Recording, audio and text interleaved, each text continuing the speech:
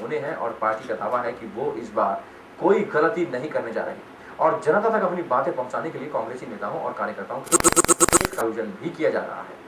संभागीय स्तर का पहला कार्यशाला बीकानेर में हुआ, लेकिन कार्यशाला में कांग्रेसियों का जोश देखते ही बनता था। आप भी देखिए। क्या नेता, क्या कार्यकर्ता, ये है गहरी नींद की तस्वीरें, उबासी लेने की तस्वीर, फोन पर बात करने की तस्वीर, गप्पे लड़ाने की तस्वीर, सब कांग्रेस के वर्कशॉप की हैं। जी हाँ, अगले साल ये तय होना है कि अशोक गहलोत अपने 5 साल के कार्यकाल में जनता के लिए कितना काम किया, क्योंकि जनता अपने मताधिकार का इस्तेमाल कर सूबे की सत्ता की तकदीर तय करेगी। लेकिन कांग्रेस के अपने इस ऊँघते, उबासी लेते, प्रदेश अध्यक्ष के भाषण को अनसुनी करते, आपस में गप्पे लड़ाते नेताओं और कार्यकर्ताओं की फौज से चिंतित होना चाहिए, क्योंकि ऐसी सुस्त सेना से किसी लड़ाई में जीत हासिल नहीं की जा सकती है। फोन एक ऐसी आवश्यक चीज हो गई। यहाँ पे ये पहले कहा गया है कि स्विच ऑफ कर दें। मैं क्या कह रहा हूँ कि फिर भी कुछ न कुछ ऐसा होता है जिसे 100% परफेक्ट नहीं कहा जा सकता। आज भी गलतियों का पुतला है और उस गलतियों के पुतले को कम से कम गलतियां हो, इस बात का ही हमको ट्रेनिंग देनी। कांग्रेस को मजबूत करने के लिए और पार्टी को जनता से जोड़ने के लिए राजस्थान के 7 संभागों में अगले 20 दिनों तक संभागीय स्तर के कार्यशालाओं का आयोजन किया जाना है। आपको जानकर आश्चर्य होगा कि बीकानेर की पहली संभागीय वर्कशॉप के शुरू होने से पहले मंच से अपने मोबाइल बंद करने के आदेश जारी किए गए थे, लेकिन आदेश का कितना पालन किया गया आपके सामने है। लेकिन कार्यशाला में जिस सुस्ती का नज़ारा दिखा वो चौंकाने वाला है।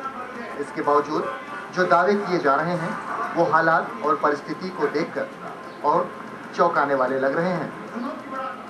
राज्य के चुनाव, विधानसभा के चुनाव 19 माह बाद होने हैं। उससे पहले ग्राम सभा स्तर पर, वार्ड स्तर पर, नगर स्तर पर, ब्लॉक स्तर पर और जिला स्तर पर कांग्रेस कमेटियों का गठन हुआ।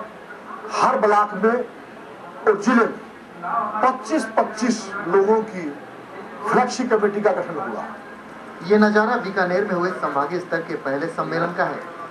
बीकानेर के अलावा चूरू, गंगानगर, हनुमानगढ़ जिले के 14 स्तरीय पदाधिकारी शामिल हुए। अपने प्रदेश अध्यक्ष की मौजूदगी कार्यकर्ताओं में इस तरह की सुस्ती खतरनाक साबित हो सकती है। के सिंह, सहारा न्यूज़ ब्यूरो, बीकानेर। इसमें प्रदेश अध्यक्ष चंद्रभान, केंद्रीय गृह राज्य मंत्री भंवर जितेंद्र सिंह, नागौर के सांसद ज्योति मिर्धा भी मौजूद थी। कार्यशाला में चंद्रभान ने कहा कि अगले विधानसभा चुनाव में पार्टी को 101 सीटें लाने का लक्ष्य दिया गया है। ऐसे में पार्टी को अपने सदस्यों की संख्या बढ़ानी होगी। जितेंद्र सिंह ने कहा कि बूथ स्तर पर पार्टी को मजबूत करने पर ही हम मजबूत हो पाएंगे। कार्यशाला में कार्यकर्ताओं ने अपना दर्द भी बयां किया। माननीय प्रदेश अध्यक्ष के नेतृत्व में जो बूथ पर जाने का कार्यक्रम और पंचायत कांग्रेस कमेटी का गठन करने का जो कार्यक्रम है, नगर कांग्रेस कमेटी का है, वो एक बहुत महत्वपूर्ण कार्यक्रम है।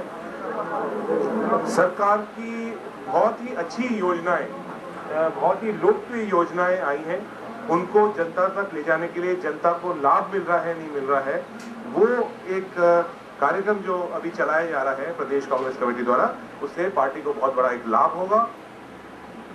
भी बयान किया। पंचायत राज एक सबसे बड़ी संस्था है और पंचायत राज को सशक्त और मजबूत बनाने में हमारी सरकार अग्रणी रही। चाहे 50% महिलाओं का आरक्षण हो, हमने 50% महिलाओं का आरक्षण दिया। आज जरूरत है, हमने पावर आप सरकार बनते ही जो है अशोक गहलोत साहब जी ने जो है तुरंत 5 डिपार्टमेंट जो है हैंड ओवर की। उस 5 डिपार्टमेंट का सही तरीके से सुचारू रूप से हैंड ओवर हो और उसका जो है पंचायत राज के जो चुने हुए जनप्रतिनिधि है उनके सोच के अनुरूप जो है वो डिपार्टमेंट काम करे। और कार्यशाला में कांग्रेस के प्रदेश अध्यक्ष डॉक्टर चंद्रभान भी शामिल हुए। उन्होंने कार्यकर्ताओं की शिकायत के बारे में क्या कहा, सुनवाते हैं। खुद की पार्टी की सरकार होती है तो कार्यकर्ता अपेक्षा रखता है सभी, और कांग्रेस पार्टी से तो लोगों की अपेक्षाएं ज्यादा ही रहती हैं, जनता की भी रहती हैं। आज दूसरी पार्टियों की सरकार रहती है तो लोग कुछ नहीं मांग करते हैं, लेकिन कांग्रेस पार्टी क्या है कि शुरू से ये एक ऐसा है कि इसमें आशा जागृत ज्यादा होती है, तो कार्यकर्ता भी इच्छा रहता है। कार्यकर्ता कुछ काम वगैरह नहीं होते हैं तो निश्चित रूप से वो अपनी पार्टी के नेतृत्व को बुलाना देंगे।